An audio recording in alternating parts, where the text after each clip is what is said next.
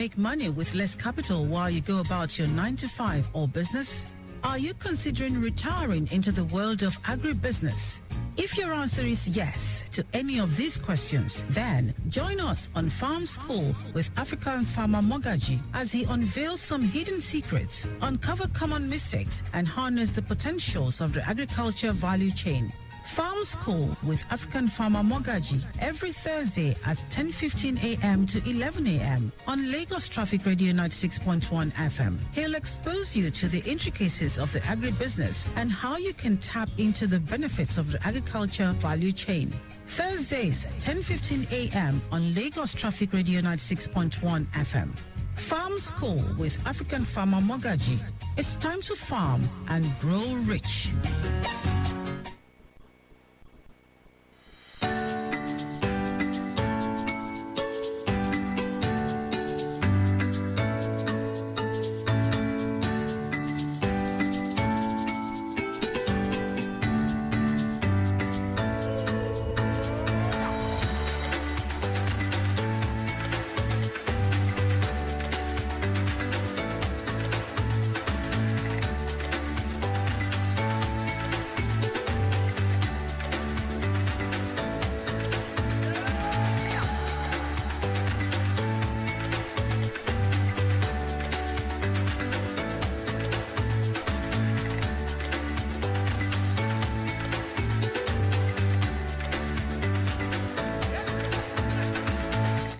Lagos Traffic Radio 96.1 FM is the station you're on to, and this is a time where we bring to you Farm School with African farmer Mogaji live and direct. Of course, you know, Farm School is a time where we get to learn, relearn, yes, and we'll learn, we unlearn, and of course we relearn, and most importantly, you get to apart from learning, you also get to make very good use of this,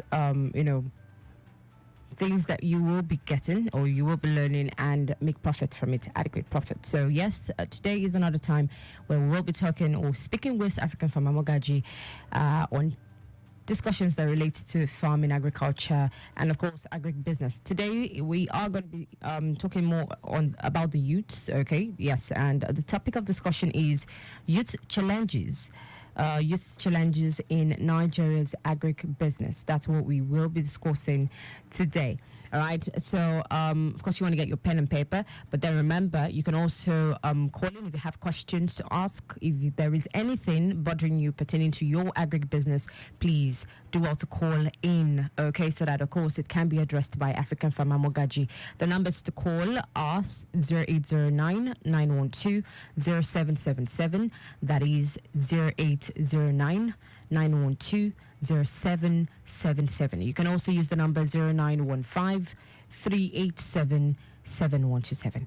It's on this wise that I say welcome again to our Farm School on Lagos Traffic Radio 96.1 FM with African farmer Mogaji. My name is Riri Lulua Shinwa Biodun. Good morning.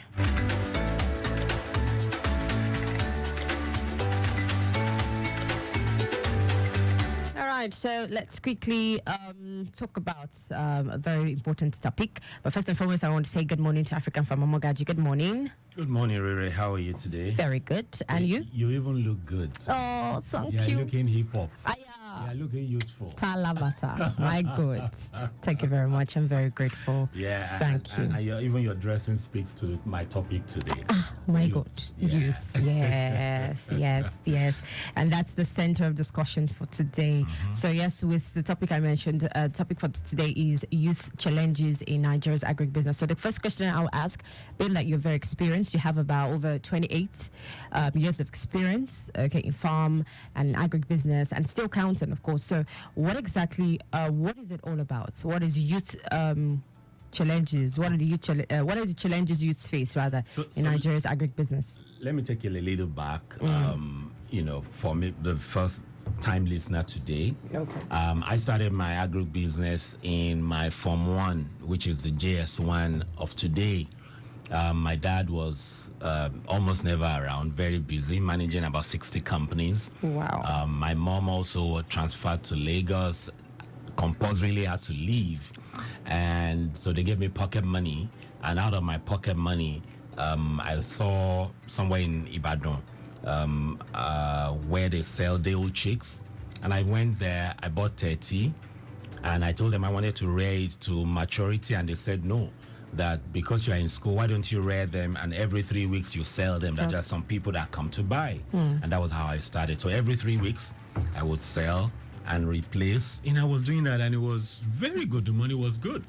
So my dad didn't know, my mom didn't know. They would just come. They didn't know anything was happening until the neighbors began to tell him that your son's chicken is fine, and he's doing fine, and a month later my dad began to invest. He will pay me in January to rear chicken. That's the cockerel, the male chicken, and he will give them out in December. So I started getting upfront, and that was how I started.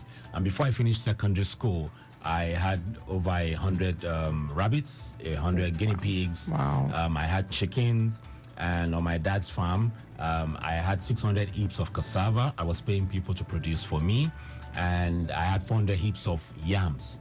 And also, my dad did not know that I had those farms on his farm.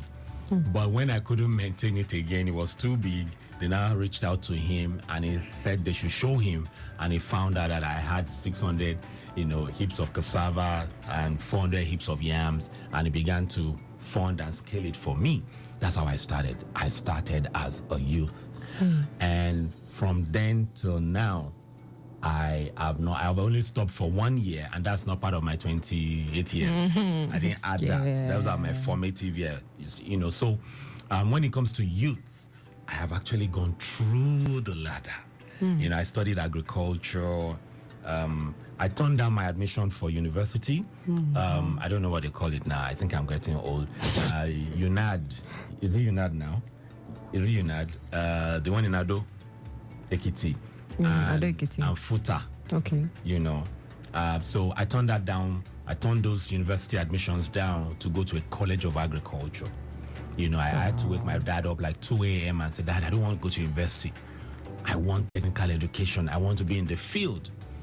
And, it was a lot of issues, but, my uncle prevailed, and voila, I went to the College of Agriculture, and I'm happier for it today.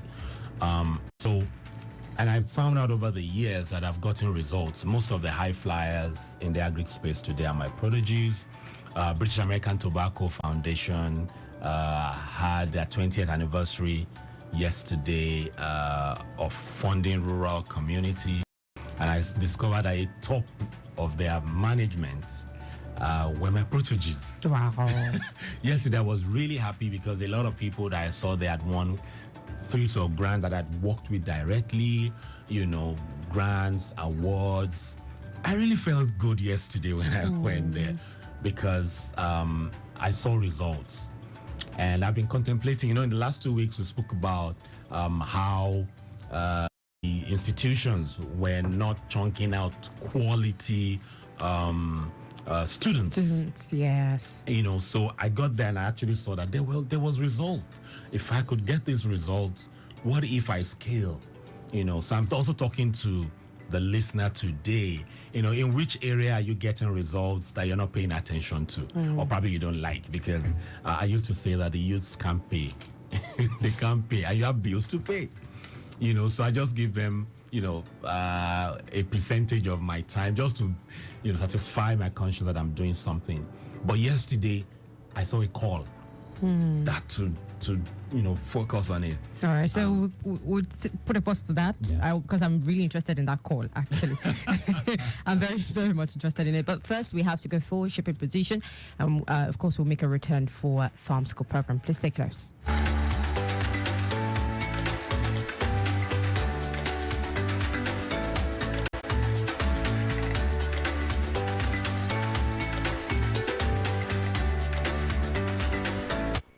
This is Shipping Position, brought to you by Lagos Traffic Radio 96.1 FM.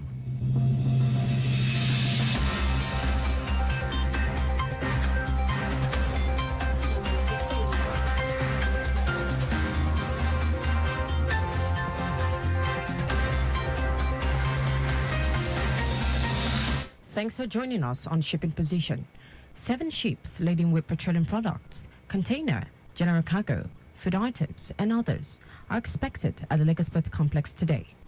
The Nigerian Ports Authority, NPA, made this known in its publication, Shipping Position. The publication said that 6 of the ships contain bulk gypsum, bulk wheat, INB, AGO, bulk urea, ethanol, butane, PMS, crude, container, and Jet A1. NPA reports that one motor vessel is waiting to berth with cargo. And that's all for Shipping Position on Lagos Traffic Radio 96.1 FM. Music Studio. You've just listened to Shipping Position, brought to you by Lagos Traffic Radio 96.1 FM.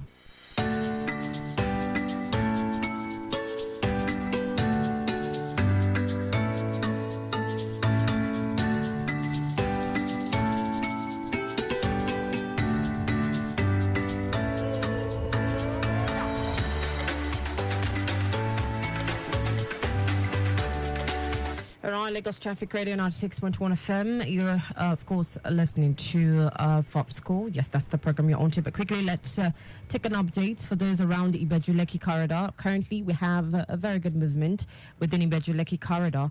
However, the weather isn't too friendly, okay, as we had the heavy downpour earlier. All right, although it's still cloudy at Ibeju-Lekki, but of course, you have nothing to worry about. Just make sure you're careful, and of course, you are driving within specified speed limit. It's imperative to note that the entire length and breadth of Lekki-Ekpe Expressway from Abidjan down to Eleko Junction is good. Ibeju is also good. Eleko Junction down to Eleko inside, quite appreciable. Eleko inside inwards Dangote Fertilizer, moving well, and the return journey is good. All construction zones along this road equally is in good shape. For now, we have no impediment, no obstruction, so take it easy and drive safely. And speaking about obstruction or impediment, currently there is an impediment at Custom Checkpoint, Agbara, opposite Lasut. This is within Badagry Expressway, Ijaniki corridor, and it involves a broken down container laden truck. It's currently loaded, okay, and it had a tire problem. It's currently occupying about 50%, but efforts are on to get it evacuated. So please be patient and be calm. All right, back to African farmer Mogaji. We're just talking about the call that you received. So, yesterday when I saw everything, when I was about going home, one of the ladies displaying, I think they had about 5 of them, displaying farm produce processed. She was selling fish, and she told me how she read. She's based in Kogi. Oh, wow. And she told me how she read my book, Farming by Revelation. She was looking for money, and I was saying, you don't need money. You need the products. So you're looking for money to buy tank. You're looking for money to buy fertilizer. You don't need money. You need fertilizer. Okay, you need seeds. So why don't you just pray? I've had experiences. We're spiritual in Nigeria, so let's leverage. It's not just for God heal my health, open my eyes. The same God that can heal you can provide. Yes. And she said somebody gave her almost everything that she needed, and it's history today. That was 2020, and now she's gotten grants. Courtesy British American Tobacco Foundation, and she's doing well, all the way from Kogi to Lagos. And I was like, that book, and I started reading my book again. So I just saw a lot of things in the book, and I was also shocked. But one thing that was really profound was I had a dream. Okay. And my dreams come true. And it speaks to me. So I had a dream overnight, and I saw somebody break it. It's a dream, not reality. Somebody broke into my burglary proof, came into the house, and I was just watching. So I went to big bottle that, today. And the person now came in, and I saw a young girl, maybe a 9-year-old, and they were heading for my kitchen. And I'm like, so the man held 2 bottles, I held 1, and the man did not crack the bottle. He was just trying to shakara me. I was like, this guy is not a street guy. So I was like, I'll handle this. And I said, why did you bring your daughter when you are coming to steal? And the daughter now said to me, it's food we need. We are not thieves. And I said, it's food you need. And I called my wife and we gave them food. I opened the door and they left. And I'm like, wow. That speaks volume. Yeah, youth again. Yeah. So I woke up today and I said, I need to do something. And that's what I found out as a Nigerian, thoroughly bred Nigerian. We know what to do. We talk about what ought to happen, but we don't do what we know. Okay, so for me, yes, I have quite a bit of result, but not to the capacity of what I can do, because it's demanding. And now I just said to myself, I think I need to go all out for this. And that's what speaks to the topic today, the challenges of youth. Yeah, and because I've good coached business. for almost every business school within the country with youths on agribusiness, I'll speak to a few today. I'll continue next week. But going forward, I'm going to be pushing youths in this program so that they know what to do, how to go about it, and I'll later talk about the agriculture. So first thing first with youths is first challenge they have is most programs. In fact, like 99% of those programs is not tailored for the current youth. It's designed for the youths of 30 years ago. Wow. So when you design, like if I write WAEC today, except for a Greek, I'm likely to fail because I don't even know what's in the syllabus again. If they say titration, I only know what is called titration. I don't know how to do it anymore. So most of the programs designed today is not wired for the current youth. It's meant for the old youth, even though it's packaged, designed like today. And why do I say so? We want the youths to operate, to get trained and operate like a 30-year-old, as in a program designed 30 years ago. Okay. If you check everything, it's the same. We'll give you seed, we'll give you fertilizer, we'll give you some chicken to rear, and after that, that is the support you give them. What is the support after the training? How do you ensure that on a monthly basis they're engaged? I've not seen any training so far where, and I've been around a lot, where after the training you recommend books to read, not agric books. Okay, you recommend books like Ideas Rule the World, Think and Grow Rich, The Magic of Thinking Big, because at that level they need a lot of inspiration. That is how I grew up. My mentor then in 95, Mr. King, I went to his room and he gave me 7 books to read. And that 7 books transformed my life. Success Through Positive Mental Attitude. There's a lot of motivation and inspiration to tell you can do it against all odds. I've not seen any yet. And after the training of how to rear chicken or fish, the motivation that will keep you going needs to be there. So who talks to them on a monthly basis? Where do they go when they have challenges? There's nothing of such, which needs to happen today. The youths of today are on social media.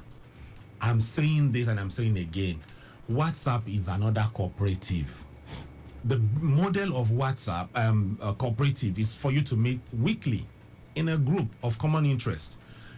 Youths of today are in many different groups on WhatsApp. WhatsApp, yes. But the policies guiding cooperative has not been altered or changed such that they can do Zoom and they have met.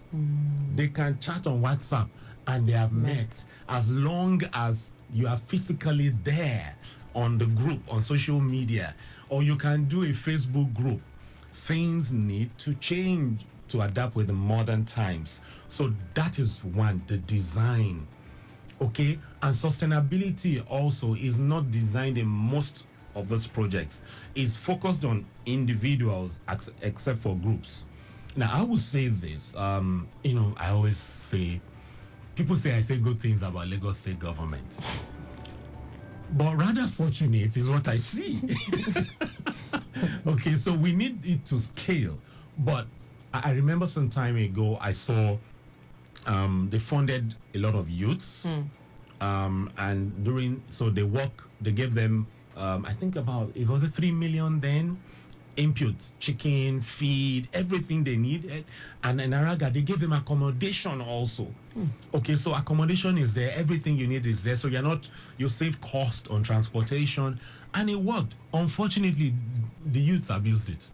Okay, but what I also see is that monitoring and evaluation component of keeping them pumped up with inspiration and reality, pump it to inspiration and balance with reality. So that component, I believe, is part of what we need to revisit on other programs going on. But there's a lot of fish projects in Badagry that is meant to be cooperative mindset. So bottom line is that is very crucial in program designs. Then policies do not favor the youths because policies somersault. The youths that I've seen, most of the policies is let's do something for them, not let's do something with them. Okay, so when it is for them, take and keep quiet, or take and we've ticked your box. But when we're doing something with you, we know that 4 years down the line, we are growing together. You're taking over from us. You're going to be feeding us. The policies change too much. And when it changes, they lose hope. So take for instance, I was talking to a profound youth in agribusiness, as in this guy does international businesses. It's too young for what he does. By my observation, I see the guy and I remember myself in him. Yeah. And he was lamenting how he's into coffee. Okay. Oh wow. Yeah, he's into coffee, doing fantastic. A lot of bilateral relationship. And he was so proud of fabricating machines in Nigeria that was to be exported to Zambia to be used in processing coffee. Patriotic. And guess what? When they loaded the containers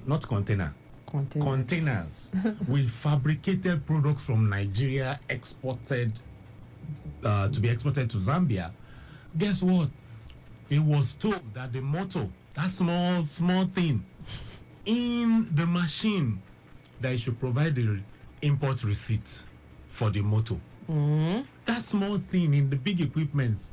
And he said, I bought it from the guys. I have receipt for the purchase. They said, no, the importer should provide the paid duties for that. I said, he doesn't even know importer. He just bought it also. And they said they could not move those products out of the country because he could not provide import documents for the motor, which is one of the smallest components there. And he said the thing almost entered demurrage. Oh, wow. So, and he said, I'm no longer focused on doing it in Nigeria. It's cheaper to bring from China to Zambia. Why will I be patriotic when, and I said, okay, you know what? I will say this on radio. We need to begin, if we don't bring this also to the authorities. He said, I cannot speak. I said, I will speak. Because the government can be doing a lot, and you'll find one person, not the system, one person, truncating all the effort and sleepless nights of government. I heard that yesterday and my heart was broken. And he said, now from China to Zambia. And so imagine the work for youth that we have lost. And this is what we need to tell government. And I'm talking to someone, if you can help, let's get this guy to continue to produce in Nigeria, creating jobs, and let's export proudly made in Nigeria coffee products. So policies. Staffs of some parastatals must align with the presidency. The president is doing so much now, to get local content. And so one person should not truncate that. And this is policy. Then politics. The politics of today does not favor youth in agriculture. And even when I say politics, it's not the real politics that you have thought about. I'm not a politician, I won't go there. But the politics of older ones and younger ones. That politics is huge. I have tried to run projects in a few northern and southwestern states. And you will find the parents say they won't bring their youths, their children. It's for them. Oh, wow. It's for them. And so if you want to do anything, you have to align with them. Yeah. If not, they'll truncate it. So politics, family politics is huge. And even community politics. I was in a southwest local government where they overhauled a project site with over 300 million top of the art equipment, as in top of the art. I saw the equipment, I'm like, wow, thank you for not compromising quality. And they called the local government chairman to say, we have projects, we have funding, we only need diesel and tractors. The diesel, we have diesel, we only need tractors and the youths. And the chairman told them, I have a guest house. Go there, all drinks will be on me till you go. But because the product, the farm is not situated in his local government, he will not fund it. Wow. And this is a project launched by President Buhari when he was military.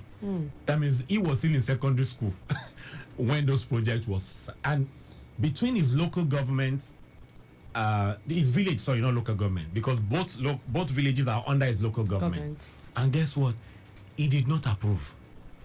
That's terrible. So the youths in both communities were victims of a backward mindset. And today, as at 5 years ago, his restaurant, his hotel is fully shut down. In fact, weeds have overtaken everything. So in designing things, the politics, we need to pay attention to the youth because it's very crucial. Incentives, the skill set, the youths don't have the adequate knowledge to launch out. And when I was growing up, we had a lot of World Bank projects. I will wear oversized cloth to go to ADP so that they will think I'm older. And I'll go and say, my name is this, I'm a supervisor in a farm.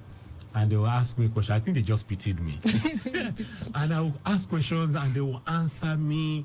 Today, where can the youths go? Yeah, you say, but YouTube is relative. A chunk of what you have on YouTube needs to be adapted before you adopt it. Okay, so we will show a sweet component of it. We don't show the real thing. So today, there are no institutions you walk up to. When I say there are no institutions, as in most departments, in most ministries, there are no ready-made flyers. Before, there were so many. We have the donor agencies creating them, working with government agencies. You will go and you will find everything on cassava. You can take something home. Today, there's none. The funding for agric needs to be improved everywhere. You know, and we'll be happy if we can increase budget for Lagos State. Yeah. Because Lagos, the Ministry of Agriculture is doing so much. Yeah. Okay, our Ministry of Education also has, taken that leap. So, if the government is listening, please, sir, we will appreciate so that we can supply the 40-something markets that you created. But bottom line, that's a lifetime mode. But bottom line is that we need pamphlets. We need unconventional platforms and models to be able to educate people. That is what made people like me access to knowledge. So they don't have that, and they are marginalized in all the systems. Have you seen any distribution that they want to buy buses and they are buying it for youths? They want the youths to be the ones that will own those buses, that will pay over a period of time transporting farm produce. No, it's for elderly people. Have you seen markets created, and say it's only youths across the country that we want to run this market? No, it's for elderly people. And these elderly people started 30 years ago as youths. So we need to be more deliberate when we are having programs, because the future is the youth. When you give the youths opportunity, they see a future and they stay with it. Even though, yes, I agree, I've worked with a couple of youths, you need prayer and fasting to stay with them. But the ones that are willing, they can leverage. But we don't have that systems working for them to be deliberate in saying, okay, fine, 50% youth, 50% of all of you. And the youths can work with each other. They understand each other. Yeah, they do. There's solidarity for each other. And I think also government across board needs to look into all this. If we want to influence what they do on social media, give them something to work with. Okay, so when we empower them with those things, they can push those narratives. They can make food more available because they can go into the value chain working together. They were giving birth to on social media. All right. But before, we have like 6 more minutes. Okay. But then I want you to touch now more on the Discovery app. Hub. Okay. Yes, okay. That's your okay. the farm of African Farmer Discovery Hub. Yes. Yeah, just before we So take out. basically, we started this hub. We're going to kick it off officially June 6th. For the youths? For the youths. Strictly for the youths. I'm a youth now. I just have some white hair. And some youths have white hair out of stress now. So we set up this discovery. We call it African Farmer Discovery Hub for youths to come and discover what they are wired for, what their personality is, and match it with a value chain in agriculture. So you are perfectly aligned with what you would work on by default. Nobody's trying to cajole you to come and do this empowerment. No. You find what you are wired for naturally, what you would do without even thinking on autopilot, and let's make a business case out of it and work with you for 3 months. So the first month we'll have videos online that you will watch, and this we're cascading into Yoruba also. Okay, that's Southwest. beautiful. Yeah, Southwest. And we'll put it on Facebook because rural youths are all on Facebook. They are not on Instagram, but all on Facebook. So let's meet them where they are. So we'll work with them. They watch the videos, and on a weekly basis, I talk to his collating, I'm speaking to it, and they must do something. Within 2 weeks, you must start something. You don't start something, you are not my tribe. I know a young man who went to fly, and I said it. The first day he got to Canada, that was the first day they put him on a plane to plane. You said that. So no story, no, get something done. Distribution, marketing, whatever you are. Once you've discovered what you're wired for, let's get it done. So June 6th is officially going to kick off. Okay. We're going to really throw it open. We're going to be working with governments because you cannot do without working with government. It's an illusion. So we will work with government from Ministry for Transportation to Ministry of Agriculture, Ministry of Education, even traffic radio, because there's a place for everybody. Some youths will be developed in journalism, reporting agriculture. That's good. So there's so much, and I believe the hub gives that platform. So we'll be reaching out for support, not necessarily money, some interns.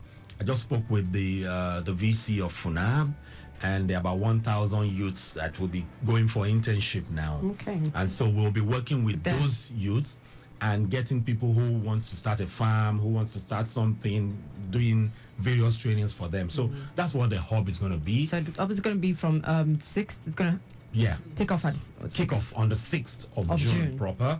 For many weeks. Registration is on for many weeks. Well, there will be pre-registration from, I think, next week, because once we end it at two weeks in June, we shut it down, so we can deliver the next 3 months. But after that, after the training, they'll be in a group. We'll form cooperatives out of them and facilitate grants for them. So if you need, there will be web designing. If you need somebody to design your products, it's somebody from the hub. That's how nations grow, when we consume what we produce. And the president has said, eat what you produce. Yes, sir. All right. And just before we take our leave, we have just like 1 more minute to go. Give us your handle. Just for at African Farmer M. At African Farmer M. Don't worry if you see that I have not posted anything. Don't worry. But at African Farmer M or 0809 7222. 0809 7222. Send messages there. It's a WhatsApp line. You'll get a response. And if you have any youth, please help us. Yeah. Help us to help my destiny. so God can say you have tried. Yes, sir. So thank you. This time next week, we'll take it further and talk more about the opportunities for youth. All right. So tell your siblings, your children, to come on board next week. All right, and it's on this wise that we say a very big thank you to everyone who has participated. We know you have participated behind your radio sets. So yes, we're grateful. Thank you very much, African Farmer Mogaji. Thank you very much as well. God bless you. We're looking forward towards the big dream, which is the African Farmer Discovery Hub, which is taking place June 6th. Yes. So please write that down in your diary and get prepared for that. A million thanks goes to our DDP, that's our Deputy Director of Programs Department, Victor Terry, and of course to our Executive Producer. We also want to say thank you. That's Tayo Akonli. Thank you very much. Dele Agadumo, thank you too. My name is Riri Lolua Shinwabiodun. We'll see you again next time, same station, which is next week at 10:15 a.m. to 11 a.m. on Thursdays. Please have a wonderful day and enjoy the rest of your week. Bye-bye.